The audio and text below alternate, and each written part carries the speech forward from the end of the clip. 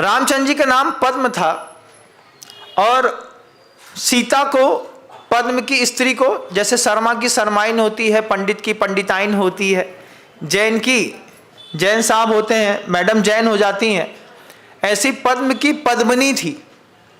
आचार्य सोमदेव सूरी महाराज ने यशस्तिलक चंपू महाकाव्य में 10वीं शताब्दी में आचार्य सोमदेव सूरी हुए, उन्होंने एक श्लोक लिखा हुआ है, आप सौंदर्य देखिएगा जैन शासन का। आचार्य कहते हैं, पद्मिन्यो राजहंसश्च निर्गंथा तपोधना यम देश उपसर्पंती सुभिक्षम तत्र निश्चयित।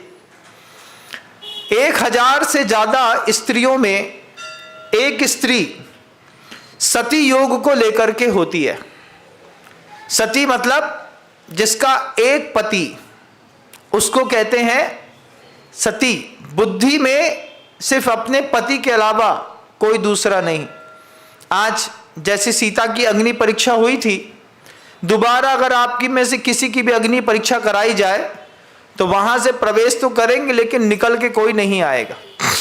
महाराज ऐसा मत बोलिए, यथार्थ है बिल्कुल बंधु। अंतर्मन से पूछिएगा कितने पति, सती है बुद्धि की नहीं। आप शरीर से शीलवान हो सकते हैं, आप ये बात दम ठोक के कह सकते हैं कि मैंने अपने जीवन में अपने शरीर को किसी को भी स्पर्श करने नहीं दिया, लेकिन आपकी बुद्धि ने किसी को स्पर्श नहीं किया, आप ऐसा नहीं कह सकते। सीता सती योग को लेकर के पैदा हुई। 1000 स्त्रियों में एक स्त्री सती होती है, ऐसी 1000 सतियों में एक पद्मिनी स्त्री होती है बंधु। वो पद्मिनी स्त्री की खासियत है, यम देश उपसर्पंती सुभिक्षम तत्र निश्चयित। जंगल में राम लक्ष्मण और सीता गए हैं। सीता पद्मिनी योग को लेकर के जंगल में गई। सीता के पुण्य से राम और लक्ष्मण को 14 साल तक लगातार 56 प्रकार के व्यंजन जंगल में लगातार मिलते रहे। पुरुष का कमाल नहीं है, स्त्री का कमाल है। गृहस्थ की साधना है एक, साधु की साधना की बात नहीं कर रहा हूं कि महाव्रत धारण करना पड़ेगा, बिल्कुल नहीं। घर के अंदर रह करके बुद्धि इस तरीके की पवित्र थी कि रामचंद्र जी के अलावा, रामचंद्र जी से मिलने से पूर्व में भी और बाद में भी किसी और को अपना इष्ट माना ही नहीं। सीता ने पद्मिनी योग को प्राप्त की, अंदर ही अंदर साधना करती रही। साधना करने वाले जमीन से 2 इंच ऊपर नहीं होते, रहते तो जमीन में ही है, लेकिन उनका पुण्य सबसे ऊपर उछाल मारता है, सबसे ऊपर। 56 प्रकार के भोग सीता के कारण राम लक्ष्मण को घनघोर वन में मिलते रहे। उसके बाद उसी भोग से वो जो व्यंजन मिलते थे, चारण ऋतिधारी मुनिराज जब आते उन्हीं को वो आहार दान दे लेते। महाराज आप भी ले लीजिए। रामचंद्र जी इतने खुश थे कि जंगल में चारण ऋतिधारी मुनिराज का अचानक आ जाना, अतिथि संविभाग व्रत का पालन करते थे रामचंद्र जी, लक्ष्मण, सीता।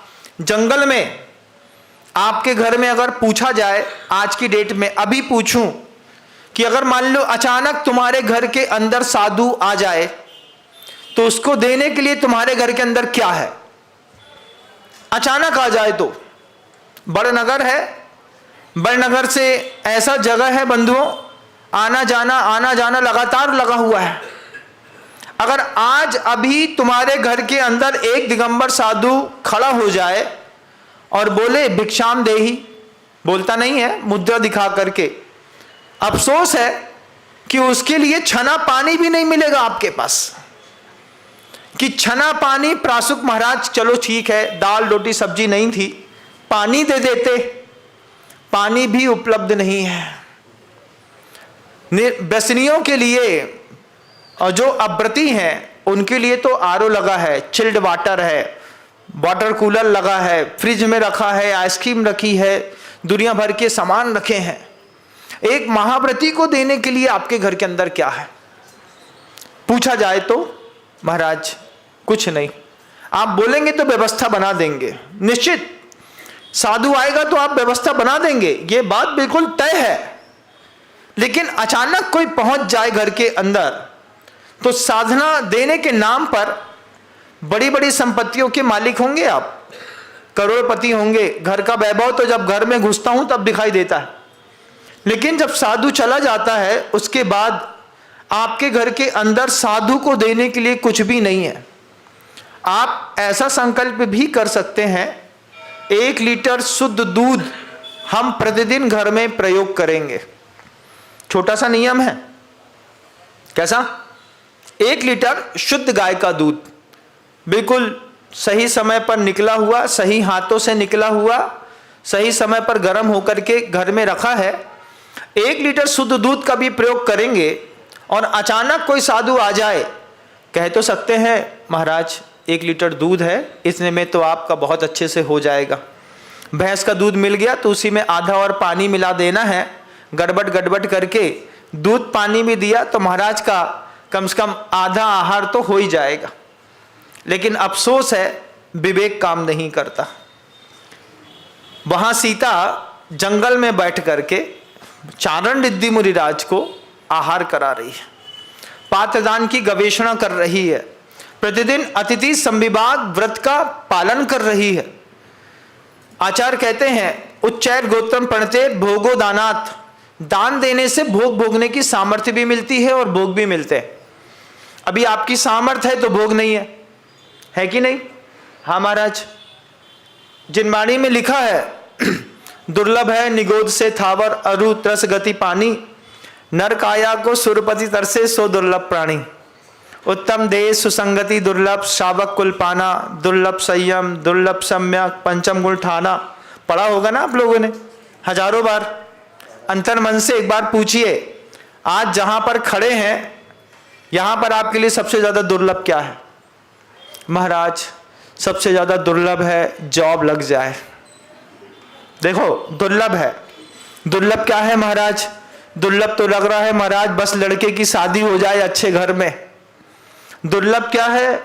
दुर्लभ है कि लड़की मिले तो कम से कम 2 टाइम का खाना बना सके, नहीं तो लड़की की मिलने के बाद भी जोमेटो स्विगी में जिंदगी निकल जाए तो जीवन बेकार है। घर का खाना भी दुर्लभ है बंधुओं। तीव्र सातिशय पुण्य होगा, एक दिन तुम्हारी थाली में घर का बना सब मिल जाए तो तीव्र सातिशय पुण्य मानना। अभी तो तुम्हारे पाप कर्म की उदीर्णा चल रही है।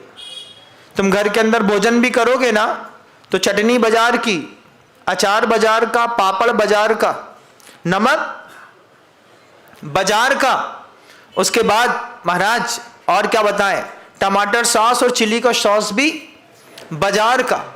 एक दिन कभी ऐसी थाली खाओ घर के अंदर बिना बोले जिसमें पत्नी ने अपने हाथ से बना करके सब बनाया हो। एक चटनी मिले, पत्नी के हाथ का अचार मिले, पत्नी के हाथ का पापड़ मिले, नमक जीरा मन भी उसने घर के अंदर बांट करके दिया हो, रोटी भी घर के अंदर बनाई हो, दाल सब्जी भी घर की हो। नहीं तो बड़ा कंट्रोवर्सी है आजकल, 50-50 का जमाना है। क्या तुम सब्जी बना लेना और हमें रोटी बनानी नहीं है, या तो हम रोटी बना लेते हैं तो सब्जी बाजार की आ जाएगी। मुश्किल है ना घर का खाना। पुण्य है ना तुम्हारा कि तुमको अच्छी पत्नी मिली, लेकिन अच्छा भोजन मिले, ये तुम्हारा पुण्य नहीं है।